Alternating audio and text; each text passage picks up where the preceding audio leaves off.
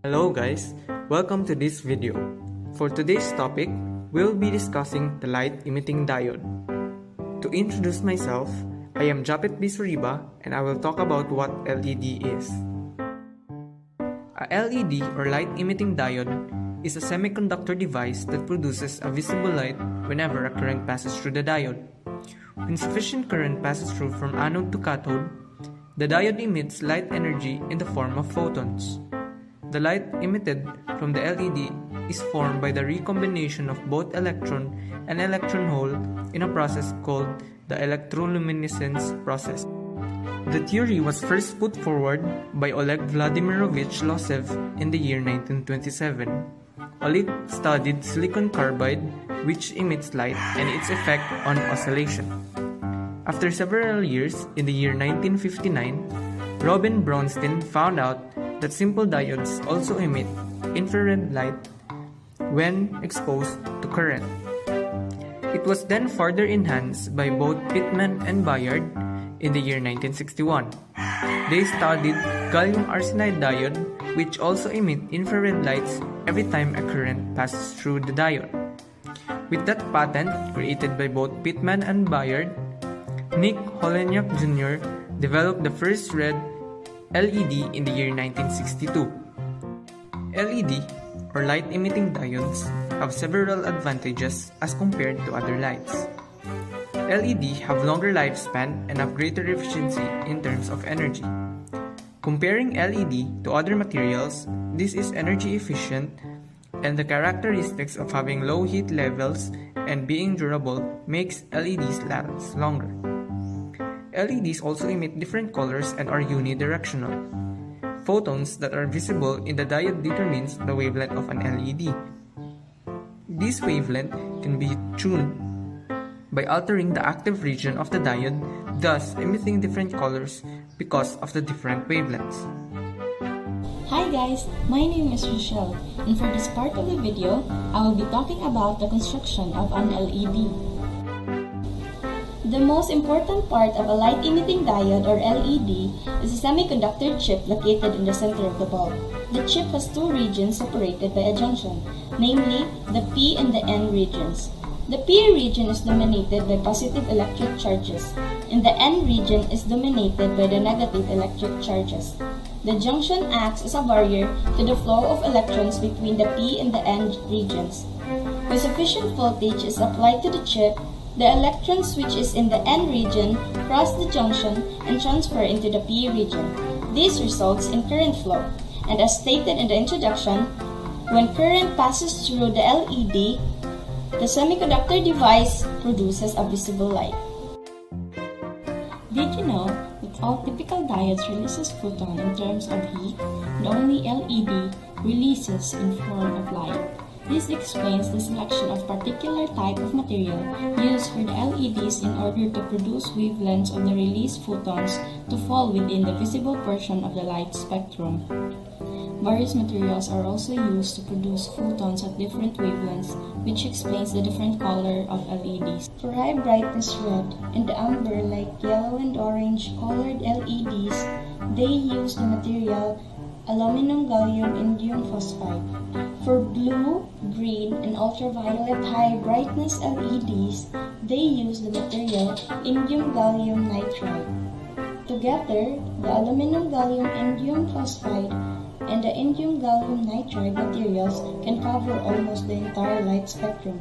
However, for specific materials for red and infrared LEDs, the materials used is aluminum gallium arsenide, and for yellow and green LEDs, the material used is gallium phosphide.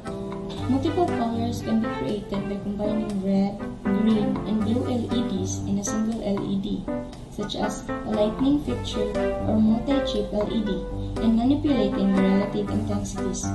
Further, white light can be created due to the combination of these colors. Hi, I'm Jamaica and I'll be discussing the function of LEDs. LEDs work like a simple PN junction diode. Basically, LED emits light when it is forward biased. It is a forward bias when anode is connected to the positive terminal of a DC supply and the cathode is connected to the negative terminal of DC supply.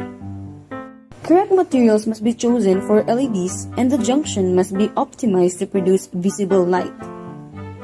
Different materials releases different energy and produces different colors. Take the red light for example. Phosphorus can be added to give red light, but the most widely used material are based on gallium semiconductor. There are two basic types of LEDs, the indicator type LED and the illuminator type LED. Indicator type LED is commonly used as an indicator to display error or changes of a particular system, while illuminator type LED is a LED that is capable of providing illumination. Here are some real-life applications for an LED. One application of an LED is for household lighting, which is the LED bulb. There are several parts that comprises an LED bulb. First is the cover of the LED, which distributes the light evenly. The most important part of the LED is the LED chip, which creates the light. This chip is composed of several LEDs attached in a PCB or a printed circuit board. The driver, which absorbs energy from the socket and controls the LED chip in switching it on or off or changing it to different colors. Since the driver heats up, a conductive housing is needed in order to ease up the heating. Lastly is the base, which connects the whole bulb into the socket. Another application is in automotive industry.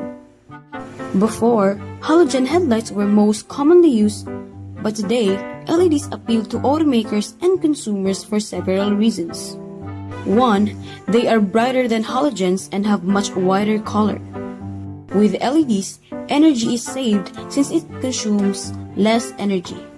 Lastly, it lasts longer than any other light bulb since they generate less heat. One real-life application for LEDs is being an indicator for our house appliances, toys or games, instrumentations, security equipments, switches, or even alarms. Nowadays, many home alarm systems make use of LED lights to indicate system status, monitoring the specific scope of alarm. Typically, these alarm systems make use of colored LEDs which signifies different status.